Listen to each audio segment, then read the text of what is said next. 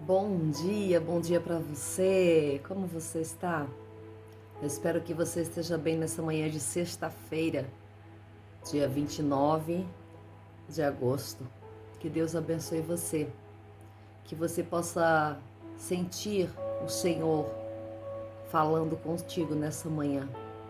Que o Espírito Santo de Deus adentre o seu lar, adentre a sua casa, através dessa palavra, através da palavra do Senhor. Porque a palavra é a que estabelece, a palavra é a que faz, a palavra é a que cura, a palavra é a que transforma. E nesse dia chamado hoje, nós queremos viver a transformação através da palavra. Que a palavra de Deus possa fazer a nossa vida ser diferente. Que a palavra de Deus possa nos transformar nessa manhã.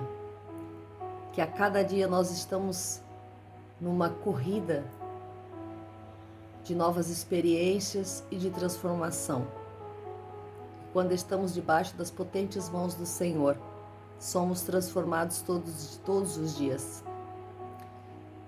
E a progressão da nossa transformação, ela é vista diante dos nossos atos, das nossas atitudes.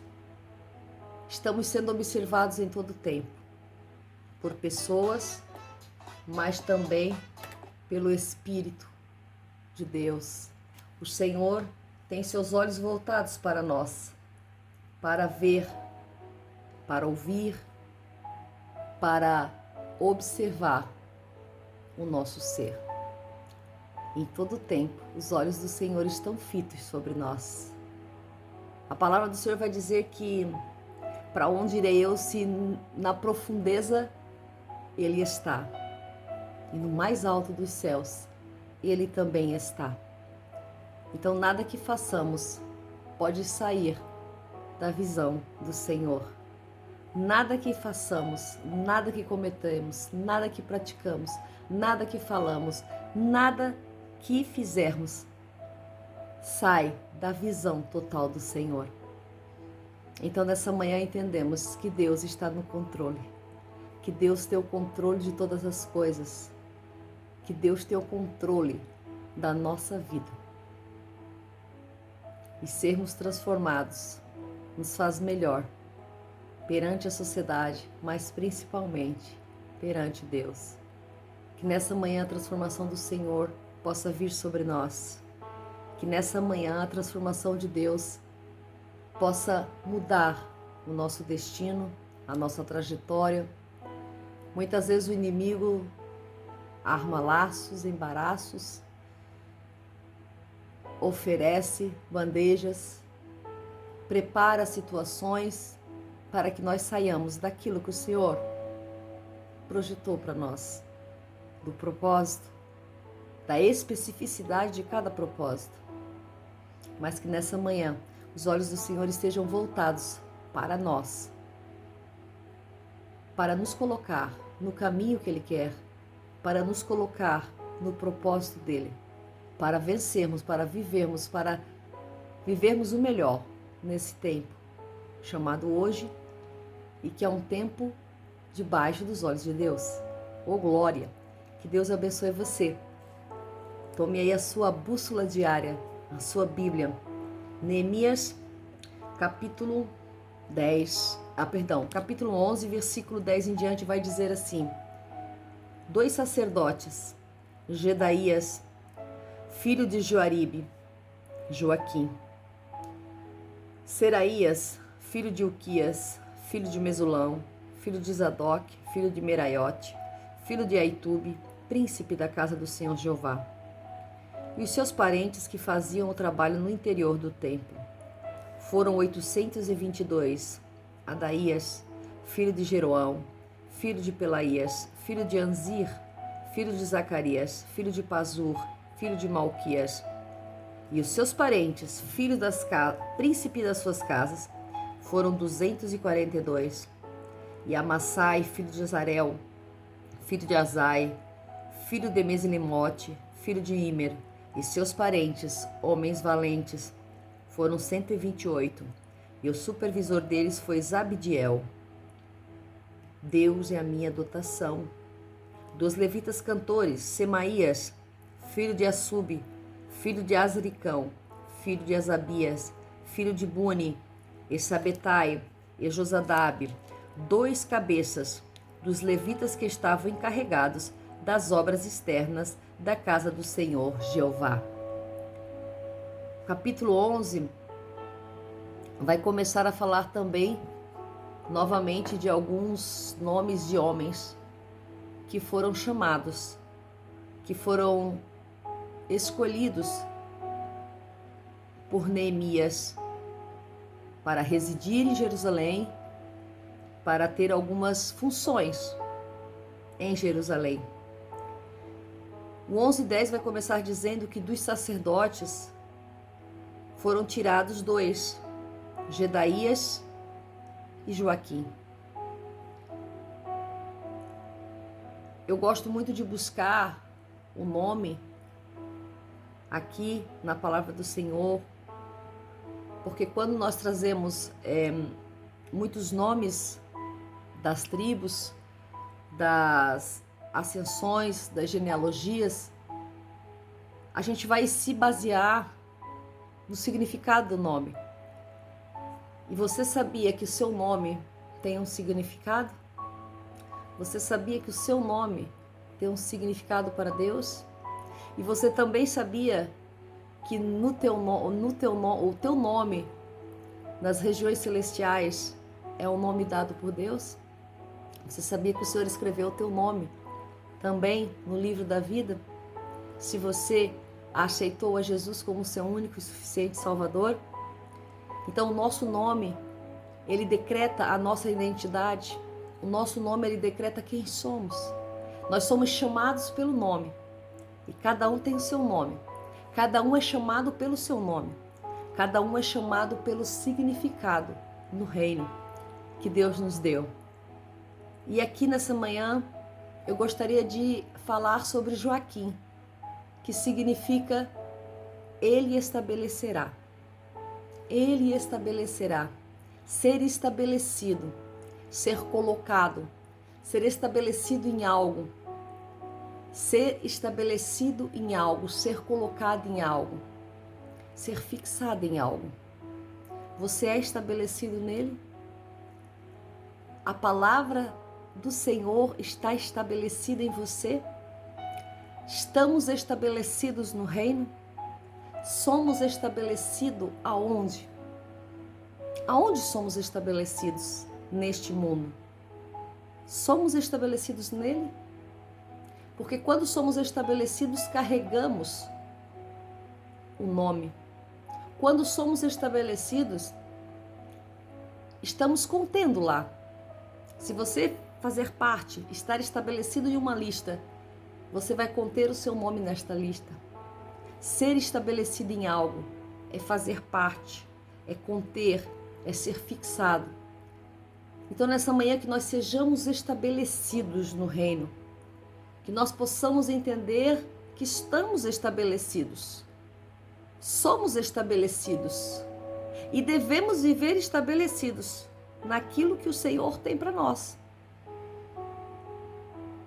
E Joaquim tem esse significado, ser estabelecido. Ele é estabelecido. Ele estabelecerá. Nessa manhã ainda quero ir mais profundo. Se você não está estabelecido no Senhor, o Senhor estabelecerá. O Senhor vai estabelecer a sua vida nele, que é o Senhor. Ele estabelecerá. É uma promessa de estabelecimento, uma promessa de ser estabelecido em algo que é nele. E isso é muito profundo quando nós entendemos que ser estabelecido é estar fixado em algo. E ele estabelecerá, independente de qualquer situação que você está vivendo. É uma promessa que ele vai estabelecer,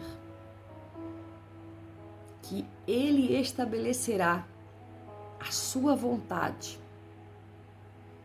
a vontade dele, na minha e na sua vida, independente de qualquer circunstância. E dali para baixo nós vamos ver no versículo 12, que vai começar a falar de vários nomes de pessoas, como eu li, e vai dizer que os seus parentes faziam trabalho no interior do templo, e esses parentes eram 822. Eram 822 pessoas que faziam o trabalho no interior do templo. Depois, no versículo 14, vai falar que os seus parentes eram homens valentes. E depois também vai falar que eles estavam encarregados das obras da casa do Senhor Jeová. Quem que estava encarregado? Sabetai e Josabade. Cada um tinha sua função. Novamente nós vamos entrar nessa situação. Cada um tinha sua função. Foi estabelecido a cada um, foi decretado, foi dado a cada um a sua função. Cada um tinha uma função. Cada um tem uma função. Cada um é estabelecido onde o Senhor chamou. Cada um é estabelecido no lugar a qual o Senhor chamou. Cada um é estabelecido no lugar aonde o governador pôs eles. Porque eles tinham uma função. Muito provavelmente, a função deles era de acordo com a vocação de cada um. Porque quando nós estamos num lugar a qual a nossa função não está de acordo com a nossa vocação, nós não fazemos o trabalho com excelência. Porque não adianta uma pessoa que não tem, por exemplo, a vocação de cantar, ser colocado como um cantor. Não vai fazer com excelência, não vai não vai soar bem aos ouvidos e não vai ser bom. Por quê? Porque cada um foi chamado, foi distinguido, foi estabelecido para uma função. E aqui nós vamos ver que havia parentes que foram estabelecidos para o interior do templo e havia outros que foram estabelecidos para o exterior e havia também os homens valentes, aqueles que foram estabelecidos para proteger, para a proteção, homens valentes, homens que não têm medo, homens que estão apostos para defesa. Então nós vamos entender que cada um tem a sua função no reino. O reino de Deus não é de qualquer maneira. O reino do Senhor não é de qualquer forma, que todo mundo faz tudo e cada um se coloca num posto do outro. Não, cada um tem o seu posto. Cada um foi chamado para algo. Diz a palavra do Senhor que uns foram chamados para mestres, outros para doutores, outros para apóstolos. Cada um foi chamado para algo distinto. E o que acontece no nosso tempo, de tantas coisas fora do lugar, porque estamos tomando dons e colocando cargos em cima de dons que não são específicos, que não estão de acordo com o dom chamado, que não estão de acordo. Colocaram as chamadas como cargos, como unções. Estamos ungindo pessoas que não estão de acordo com aquela unção, porque colocaram como uma grade que sobe, como uma escada. E não é assim no reino de Deus. A Bíblia nos ensina que cada um tem o seu dom. A pessoa não precisa passar por um diaconato para ser um presbítero. Porque não é assim que funciona, não é um degrau, é um dom. Uns foram chamados para trabalhar no interior do templo, outros foram chamados para ser homens valentes, outros foram chamados para trabalhar no exterior do templo, e outro foi chamado para ser o governador da cidade. Então nós vamos entender que cada um tem o seu lugar. Quando começamos a colocar como grade, como degrau, as coisas começaram a sair do prumo de Deus. Então que nessa manhã nós possamos pensar melhor sobre o nosso lugar no reino do Senhor, no reino dos céus. Que Deus abençoe você nessa manhã e que o Espírito Santo nos estabeleça aonde o Senhor nos chamou. Que sejamos estabelecidos e se ainda não somos, Ele estabelecerá o nosso tempo.